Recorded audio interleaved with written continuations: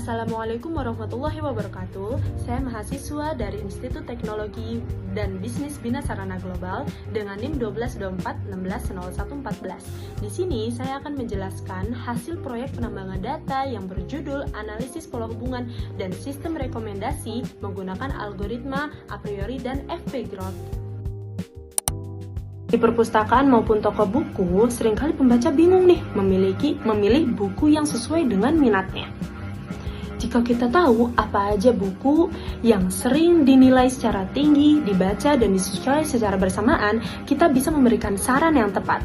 Jadi, oleh karena itu dalam proyek ini saya menggunakan metode aturan asosiasi dengan data algoritma yaitu a priori dan FP-GROT. Terus tujuan utamanya apa sih? Tujuannya itu untuk menemukan pola hubungan antar buku dengan data yang tersedia, terus membandingkan kinerja kedua algoritma antara a priori dan juga FP-GROT. Lalu satu lagi, membuat sistem rekomendasi buku yang nanti bisa diterapkan dan bermanfaat di dunia nyata. Lalu langkah pertama yang harus kita lakukan yaitu mempersiapkan data. Data yang digunakan bersih catatan transaksi dan penilaian buku dari para pembaca. Nah, di sini saya menggunakan data dari situs Kaggle dengan data yang berjudul Book Recommendation Dataset. Nah, di sini saya mengambil data ratings. Tujuan saya mengambil data ratings apa sih? Apa sih yang dilihat dan apa yang ditambang dari data tersebut? Yang dilihat itu siapa pembacanya, buku apa aja sih yang dinilai, terus berapa nilai yang dia berikan di buku itu, terus pola kemunculan bersama. Buku mana aja yang sering dinilai tinggi oleh pengguna atau pembaca yang sama. Terus apa sih yang ditambang atau dihasilkan? Yang ditambang yaitu pola hubungan antar buku. Buku A dan B seringkali bersama-sama dinilai tinggi oleh para pembaca. Terus aturan asosiasinya apa? Jika pembaca menyukai buku A, apa besar kemungkinan dia juga akan menyukai buku B? Nah, jadi seperti itu. Kenapa kita bisa memikir seperti itu? Karena buku A dan buku B dinilai dengan nilai rating yang tinggi secara bersama-sama oleh pengguna yang sama. Terus untuk aturan kualitasnya seperti apa? Pertama ada support, confidence, dan juga lift. Support di sini, seberapa sering pasangan buku itu muncul bersama. Lalu confidence, seberapa besar kemungkinan hubungan itu terjadi. Lalu lift, seberapa kuat hubungan itu dibandingkan kebetulan. Nah, setelah data bersih dan sesuai dengan format yang kita butuhkan, kita siap masuk ke tahap analisis. Tahap analisis pertama yaitu data understanding atau pemahaman data. Apa sih data itu? Nah, pada tahap ini kita mempelajari apa saja isi, karakteristik, dan makna dari data yang digunakan. Nah, di sini kita kan tadi sudah memberitahu ya. Saya tadi sudah memberitahu bahwasanya sumber data yang saya gunakan itu dari Kaggle yang berjudul Book Recommendation Dataset. Isi datanya itu terdiri dari 3 berkas utama, yaitu data pengguna, data buku, dan data penilaian atau rating buku. Nah, di data understanding yang pertama ada deskripsi data. Tujuannya untuk memahami karakteristik setiap atribut, memeriksa kelengkapan data, serta mengetahui sebaran nilai yang ada sebelum masuk ke proses pengelolaan lebih lanjut. Nah, yang kedua ada eksplorasi data. Pada tahap ini dilakukan pemeriksaan awal untuk memahami karakteristik data. Yang pertama, memeriksa jumlah pengguna, jumlah buku, dan jumlah total penilaian yang tercatat. Yang kedua, mengetahui sebaran nilai penilaian yang diberikan. Yang ketiga, mendeteksi apakah ada data yang kosong, missing value, contohnya tidak lengkap atau tercatat ganda, duplikat. Terus menyaring data agar hanya menyisakan penilaian dengan nilai tinggi, misalnya lebih dari 7, sehingga hanya buku yang benar-benar disukai yang masuk ke tahap analisis selanjutnya. Nah, setelah data understanding, ada data preparation. Tujuannya untuk membersihkan, menyaring, dan memformat data agar memenuhi syarat untuk diproses menggunakan algoritma analisis asosiasi. Data yang sudah siap melalui tahap persiapan akan menghasilkan pola yang lebih akurat dan bermakna.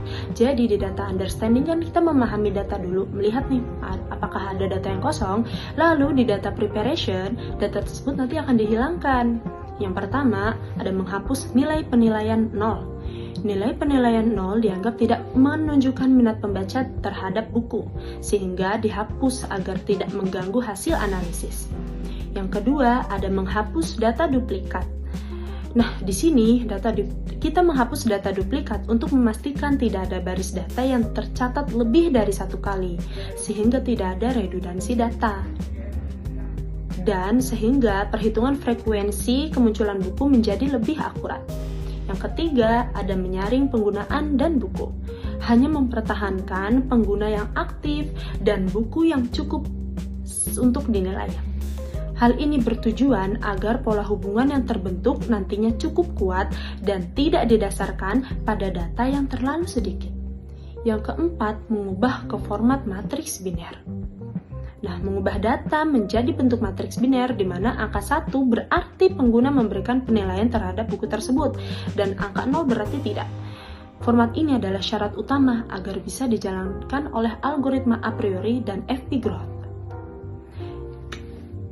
Oke, lanjut. Setelah data preparation, ada data modeling. Tahap ini merupakan proses penerapan algoritma untuk menemukan pola hubungan antar buku dari data yang sudah siap. Dalam proyek ini digunakan dua metode sekaligus untuk dibandingkan hasil dan kinerjanya, yaitu algoritma a priori dan algoritma FP-Growth. Pertama, kita menggunakan algoritma a priori dulu. Tahap ini bertujuan menemukan kombinasi buku yang paling sering muncul bersama dalam data penilaian pembaca. Batasan digunakan adalah min support sama dengan 0,01, yang berarti pola dianggap bermakna jika muncul minimal 1% dari seluruh data. Hasilnya diurutkan dari yang frekuensinya paling tinggi untuk memudahkan melihat pola terkuat. Dan yang kedua, membentuk aturan asosiasi. Dari kombinasi buku yang sudah ditemukan, selanjutnya dibentuk menjadi aturan hubungan berbentuk jika membaca buku A, maka cenderung membaca buku B. Batasan digunakan adalah min confidence sama dengan 0,3 atau tingkat keyakinan minimal 30%. Format tampilan diubah agar lebih mudah dipahami dan hasil diurutkan berdasarkan nilai leaf dari yang tertinggi. Selanjutnya ada data evaluation setelah data modeling. Nah, data evaluation itu tujuannya apa? Data evaluation bertujuan untuk menilai kualitas aturan asosiasi yang telah dihasilkan menggunakan matriks utama, yaitu leaf. Aturan yang baik harus memiliki nilai leaf lebih dari 1, yang menandakan adanya hubungan positif dan bermakna antar buku. Yang pertama, tahapannya yaitu evaluasi berdasarkan nilai leaf. Nah, di sini hanya diambil aturan yang memiliki nilai leaf lebih dari 1, karena di bawah angka ini hubungan antar buku dianggap tidak bermakna. Ditampilkan grafik sebaran nilai confidence dan leaf untuk memudahkan melihat sebaran kualitas aturan. Lalu diberikan contoh penafsiran aturan terbaik agar makna hasil analisis mudah dipahami. Seperti ini, interpretasi hasil terbaik untuk laporan. Jika pembaca menilai buku, jika pembaca menilai buku A, maka pembaca tersebut sangat berkemungkinan besar juga menilai atau meminati buku B. Nilai leaf di sini 53, artinya kemungkinan ini 53 kali lebih besar dibandingkan kebetulan saja. Lalu tahap yang kedua ada perbandingan kinerja algoritma a priori dan juga FP-Growth. Nah, pertama, algoritma FP-Growth dijalankan dengan parameter yang sama persis seperti a priori, yaitu min support sama dengan 0,01 dan min confidence sama dengan 0,3 agar perbandingan berjalan adil.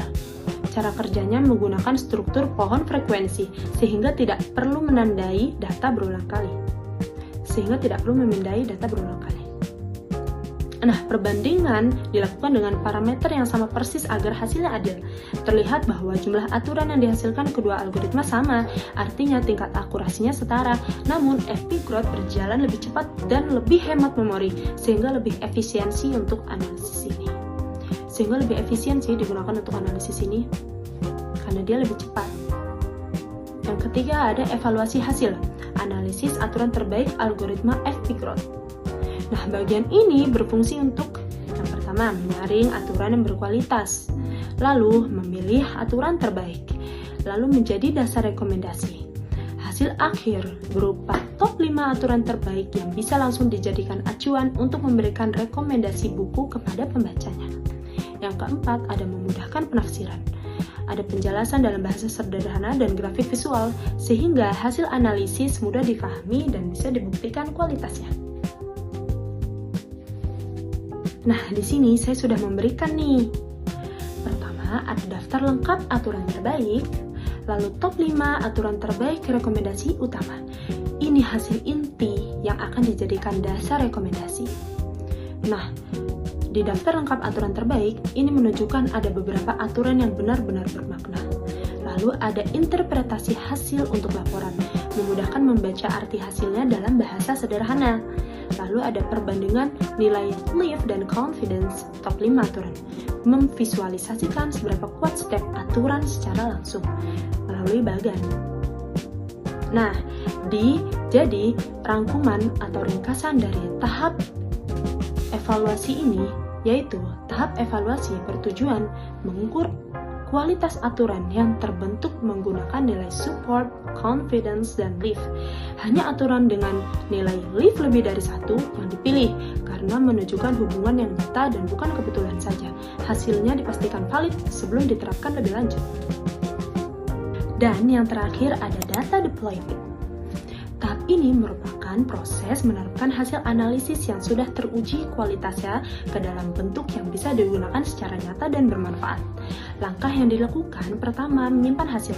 Aturan asosiasi terbaik disimpan ke dalam berkas agar dapat diakses dan digunakan kembali kapan saja. Yang kedua, membuat fungsi sistem rekomendasi. Dibuat program otomatis yang bekerja dengan cara jika pengguna membaca atau menyukai buku tertentu, sistem akan langsung menampilkan daftar buku lain yang paling sesuai disarankan. Yang ketiga, simulasi pengujian. Sistem diuji coba menggunakan contoh data untuk memastikan rekomendasi yang keluar sesuai dengan pola hubungan yang ditemukan. Jadi, kesimpulan tahap deployment yaitu bagian ini merangkum manfaat dan cara penerapan hasil analisis ke dalam penggunaan nyata.